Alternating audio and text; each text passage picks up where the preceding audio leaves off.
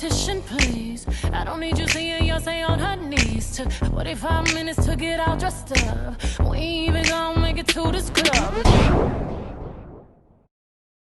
Speaking about homosexual identity, the media has proven it difficult to do so without some variation of stereotyping. It is this very classification that allows for easy identification in regards to homosexuality in our daily lives. However, what this classification does is create an expectation of behavior from these groups. Before the widespread influence of media, the homosexual community was invisible. Gay stereotypical behavior within the media began developing around the 1920s, where the terms pansy and sissy were derived to be characteristics of gay male behavior, but only by showing a small portion of this community in pop culture through television, movies, and social media, the public's perception of gay culture was stunted.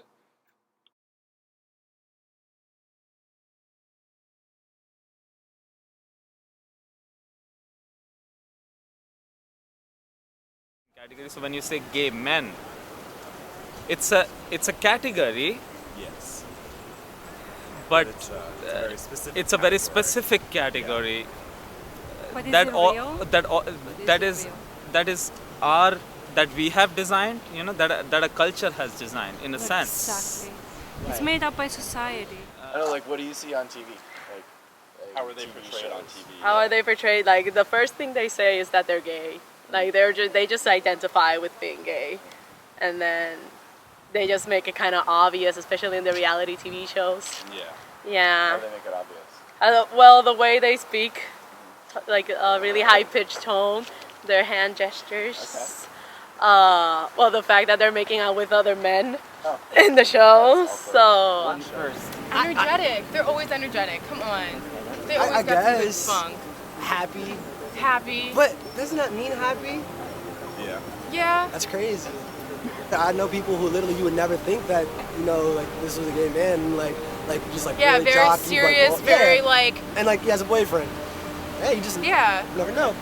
I don't know, like even just, I guess like kind of, it's funny, but like even in Modern Family, the relationship between Jay and Mitchell, like the father and son, like Mitchell's like outwardly gay, and he's like, wears these printed shirts and will wear like certain ties and, a very slim fit, and Jay, granted it's his dad and he's an older man, but he always wears like solid muted colors and no patterns, like, if he's ever in anything but like a t-shirt and jeans, he's wearing, exactly, because his wife has made him wear it, and he's wearing something like very specific.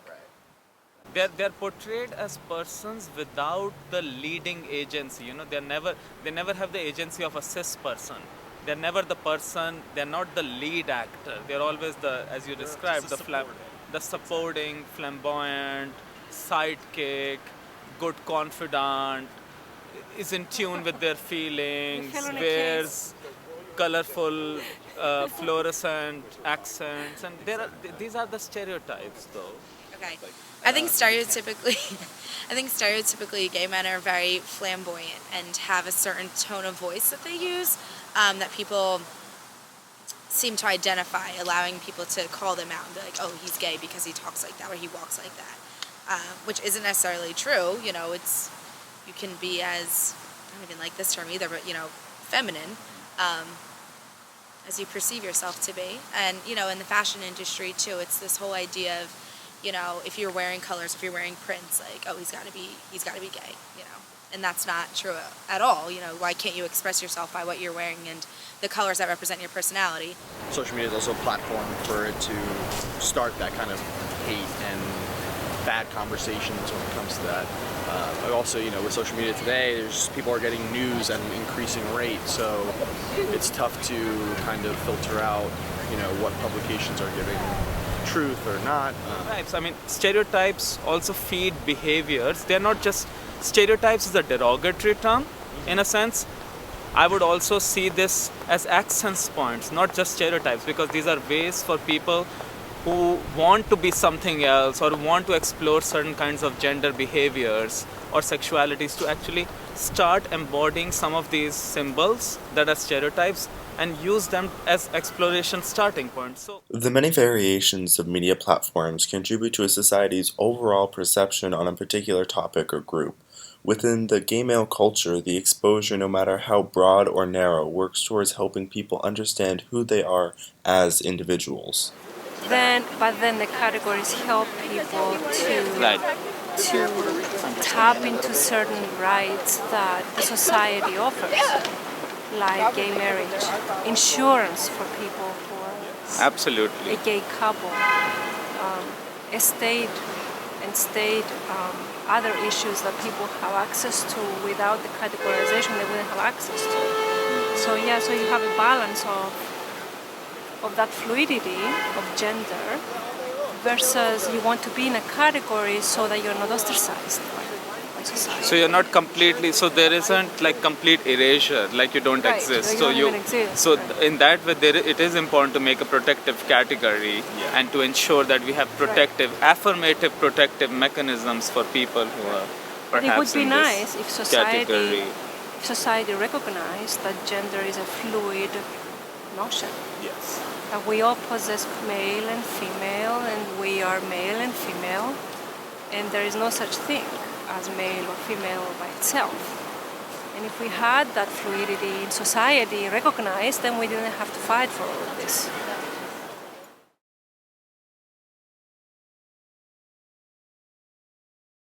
That I feel like social media, like Instagram and Facebook and all those things, I feel like, especially if you're a younger kid, like just coming out or whatever, I feel like those platforms give people unrealistic expectations on how they should be. How so? Because on Instagram, Facebook, Twitter, what have you, there's people posting their lives, and as we all know, social media, people personify themselves to be something that they're not a lot of the time. So they create this whole lifestyle, and they're like, oh, I have to look like this, I have to go to the gym, I have to eat healthy, I have to travel all these places and be fabulous and do all these things. And that's not reality, because not everybody does that every day. And that's not like the truth. That's just something that people put on there to expose, and then I feel like it leads, especially gay men, into thinking they have to be that way. So basically, well, Grindr is like specifically targeting the gay males. So I'm pretty sure that's just like gives it away. And then on Grindr, you can actually see like all the different stereotypes. You can see like the old people, like openly gay, the young and attractive. There's the shy one, the pervert one. When it comes to stereotyping ourselves, for some reason we look to the animal kingdom for inspiration. There are otters, bears, and cubs, as well as giraffes and silver foxes. Then you have the daddies, the queens, the twinks, the twads, the studs, the hunks, the twunks, the leather crowd, an endless amount of labeling and categorization that you don't really see and or expect to be seen in a heterosexual interaction or community, and yet with a homosexual community, there's all of these generalizations and classifications that we put ourselves in solely to help people understand who we are. And what this is just putting us against a wall. We're between a rock and a hard place, and we are solely defined by our physical characteristics and how we act instead of who we are as actual people. Like Grindr, Scruff, Tinder, whatever, those kinds of things, and even on Instagram, Facebook, whatever. Do you feel like even within our own community, we kind of put ourselves in categories and then are bitchy to each other? Mask for mask, no Mask femmes. no But see, femmes, I don't know. no I'm kind of on the fats, fence no- about that because Okay. only because Well, you hang out with a the lot of gay point people, of- so you would know. well, the point of those apps is to like whether you're gonna hook up or date someone, whatever. But you want to know what they're interested in before you meet them. So, I mean, I feel like that's kind of necessary on like a dating app. Like a little bit of a description, like that. It's kind of. But this is But like then at the same time, I that's a get what description. you're This is saying, no like- like eHarmony or anything like that. It is like, okay, what's your position? This is like, oh, I'm just like a power Like, bottom. yeah, I'm like just no a one's gonna top put that bottom. on You the don't Christian have to. Mingle. You don't have to write that though. No, You don't have to you write don't. that you're a power bottom. Like people But- who want to Exactly. say that, So do they're you gonna feel say it, like so. through Grindr and apps like that, it's kind of perpetuated that mentality within the gay community because you don't see that anywhere else? Yeah. This was back in 2011, and I was moving in with roommates, and I was going to school at the time, and I came out to them. So, and both of these guys, I went to middle school with them in high school. So we're really good friends. So when I came out to one of the guys, he said, "You don't act gay. You don't talk gay. You don't dress like a gay person." That's right. So he perceived, a gay person, someone, who is very feminine, or someone who wears tight clothes. I got no exposure to gay culture. I didn't even know what being gay was until my brother asked me if I was going into freshman year, just jokingly too. I remember when I first came out of the closet, I was like 21, but I had like 3 different people ask me if I was Will or Jack. Why the same thing? From Will and Grace. Well, something similar, or are you a man or a woman? The first time I experienced like overt kind of stereotyping or categorization was when I came out to my then girlfriend. The first thing she said when I came out to her was, "Oh, I've always wanted a gay best friend." It's like, "Oh, like cool. I guess she accepts me for who I am," and like she did. She was cool with it and everything. But like I didn't realize how like kind of that was just to be categorized like that, because you kind of see the gay best friends in movies and things like that being like an accessory to a woman and things like that. So it was in retrospect it was kind of but in the moment it was nice because I had just come out as gay to my girlfriend. So I mean, what else can you possibly expect? Just because I was so oblivious to the fact that I was gay, how could I not know? But there weren't any characteristics about myself that pointed to it.